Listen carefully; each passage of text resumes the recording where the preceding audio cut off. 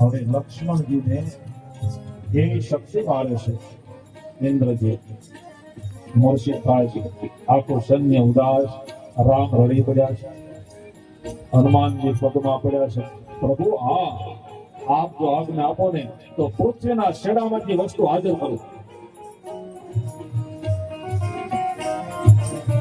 લંકાની અંદર વૈદને લાવ્યા છે, વૈદે જવાબ કર્યો છે, પણ માથું બોલાવ્યું છે. મંદરાચલ પર્વત ઉપર ઔષધિ પણ દિવસ ઉગ્યા પહેલા આવે તો કામ થાય. હનુમાનજી રામના ચરણમાં મસ્તક નમાયું, પ્રભુ જો તમારી આજ્ઞા હોય ને. વૈદરાજજી શ્લોક મંત્ર ભણી ઔષધિ લઈ અને ગોંડીશું અને લક્ષ્મણજીને એ ઔષધિ એ પાય અને બ્રહ્માંડમાં પ્રાણ ચડી ગયો હતો અને મૂર્છા પાછી વળી. એમ અત્યારની મૂર્છા કઈ કોઈ દેહ બાનમાં બેહબાન થઈ જાય, કોઈ બહુ સત્તા મળી હોય, અહંકાર આવી જાય, આને મૂર્છા કહેવાય. એ મૂર્છા કોણ ઉતારે? સંત, સદગુરુ, આ ગ્રંથો, આ ભગવાનની કથાઓ, એનો એક શબ્દ રૂપી આ ઔષધિ લાગી જાય પછી અહંકાર તૂટી જાય, રાગ દ્વેષ તૂટી જાય, મૂર્છા ઉતરી જાય અને ભવ પાર. આવી મૂર્છા જ્યારે સંતો ઉતારે છે. અને લક્ષ્મણજીની મૂર્છા ઉતરી અને લક્ષ્મણજીએ પુકાર કર્યો છે, હે મંદોદરીના પુત્ર, ઇન્દ્રજીત તને છોડું નહીં હવે. અને રામજીના ચરણમાં માથું નમાવ્યું છે. રામજી આશીર્વાદ, બાપ તમે તો એક ઇન્દ્રજીતને શું, એક ઇન્દ્રજીતને શું, એક કામદેવને શું, હજારો કામદેવ તમને શું જીતી કરે. લક્ષ્મણ જે છે એ વૈરાગની મૂર્તિ છે. એને કામ ઇન્દ્રજીત એને શું કરે પણ લીલા કરી છે. અને હવે ઇન્દ્રજીતની સામે લક્ષ્મણ પધાર્યા છે. અને ઇન્દ્રજીત પોતે હવે કુંભલાદેવી માતાનું પૂજન કરવા જાય છે. પૂજન જો પૂરું થઈ જાય તો શરીરથી અમર થઈ જાય. ભગવાન બ્રહ્માજીના વચન છે. અહીં વિભીષણ બોલ્યા છે, કુંભલાદેવી માતાનું પૂજન કરવા ઇન્દ્રજીત ગયો છે અને જો પૂજન પૂરું થઈ જાય તો એને બ્રહ્મા વિષ્ણુ મહેશ મારી નાખે. પણ જેને બીજાને દુઃખ દેવું છે, બીજાની સત્તા લઈ રહી છે, એની માથે માં કોઈ દી કૃપા ન કરે. કૃપા એની માથે કરે કે જેને સુખ આપવું છે, જગતમાં એને સમાન દ્રષ્ટિ હોય છે, દુઃખ મટાડવા છે, એને માં શક્તિ આપે. અને હવે અહીં ઇન્દ્રજીત કુંભલાદેવી માતાનો એ પોતે યજ્ઞમાં સ્વાહા સ્વાહા. આ હનુમાનજી આવ્યા છે, અંગત આવ્યા છે, કોઈ એને મૃષ્ટિવાનો પ્રહાર કરે, કોઈ વાર ખેંચે, કોઈ ગદા મારે, પણ ઇન્દ્રજીત હલતો નથી. હનુમાનજી સામે બાજવટ નાખી ઉપર બેસી અને શ્રી ગણેશાય નમઃ, શ્રી શારદાય નમઃ, શ્રી કુળદેવતાય નમઃ, એમાં બધાને ભૂલ પડી અને હનુમાનજી અગ્નિને શાંત કરી નાખ્યા. અને ઇન્દ્રજી ક્રોધાયમાન થયો. હનુમાનજી કે બાણ આ હાથ પડે. અને પછી ઇન્દ્રજી લક્ષ્મણજીની સાથે યુદ્ધ કરવા આવ્યા છે. ભયંકર યુદ્ધ કર્યું છે, ખૂબ યુદ્ધ કર્યું છે.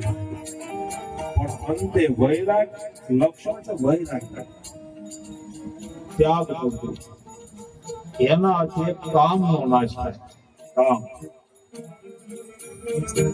વૈરાગ હોય એનાથી કામનો નાશ થાય છે. લક્ષ્મણ સાથે તીર છૂટ્યું છે અને ઇન્દ્રજીતને વાગતા પહાડ જેવું શરીર નીચે પડ્યું. અને એક ભુજા લક્ષ્મણજીના તીરથી કપાણી એ ઉડતી ઉડતી ઉડતી તેના ઘરે ગઈ અને આમ પડી. એક દાસી આવી, ભાઈજી બા, હા મને તો ઇન્દ્રજીતને હાથ હોય એવું લાગે છે, પણ મારા પતિનું કોઈ મૃત્યુ કરી શકે એવું નથી. પૂજા લખી દે તો માનું. એ પૂજા પેન પકડી હાથમાં લખવા માટે. હા, શેષનાગ નો અવતાર જેને બાર વર્ષ નિંદ્રાનો ત્યાગ કર્યો છે, ગરબારનો ત્યાગ કર્યો છે. આવો મહાપુરુષ એના હાથે મારી પૂજા કરવાની. ત્યારે એના પત્નીને કહ્યું એ તો સત્ય વાત છે. હવે ઇન્દ્રજીતના પત્ની પોતે રામની પાસે આવે છે. પેલા પોતાના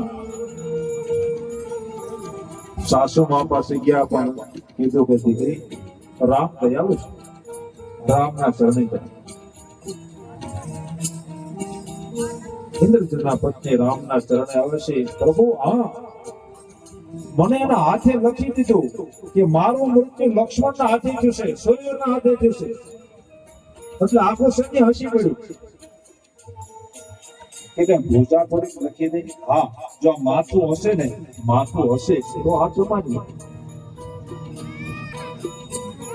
પ્રભુ, મારા પતિનું મસ્તક મને આપી દો. એ ઇન્દ્રજીતનો પત્ની મસ્તક એના ધર્મ પત્ની રાખ્યું છે. આ મોક્ષ પ્રાપ્ત કરું છું.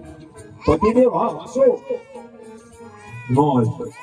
પછી થોડો મહત્વનો રસ્તો લોકો અસુર રૂપ ધારણ કરી, માયે રૂપ ધારણ કર્યું, સાધુનો સ્વાગ ધારણ કર્યો છે, હનુમાનજી ઉડાન કર્યું છે. અને કાલ કીધું કે છે રોકાઈ જાઓ મારા આશ્રમમાં. સાધુનો રૂપ ધારણ કર્યું. હા, હું ત્રિકાળ જ્ઞાની છું. લક્ષ્મણજી મૂર્છિત છે, રામ રડે છે, એટલે હનુમાનજીને નવાઈ લાગી. પેલા મારે ત્યાં ઉપદેશ લેવો. આ સાધુ નથી, કપટી છે. રાવણના મોકલેલો એ પોતે ગુપ્તચર છે. હનુમાનજી સમજી ગયા. એ અસુર પાસે આવી અને પછી પગ ચાલ્યો કે શું કરો છો મારુતિ નંદન? કે પેલા શીખ દક્ષિણ આપ્યો, પણ હજી ઉપદેશ પેલા હા. આ અસુરે જાણી ગયો અને હનુમાનજી મુષ્ટિકાનો પ્રહાર કર્યો, પણ છેલ્લે પ્રાણ જાતા જતા રામ શબ્દ બોલ્યો. હનુમાનજી ધન્યવાદ સારી માતાને. કેમ? છેલ્લે રામ નામ તો બોલ્યો. ભગવાને પરમ ગતિ દીધી.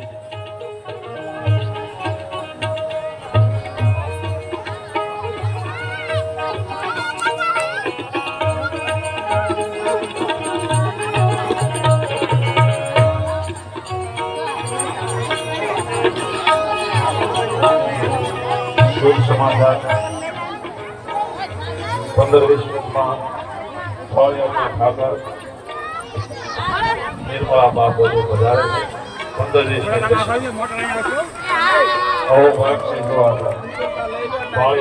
ઠાકર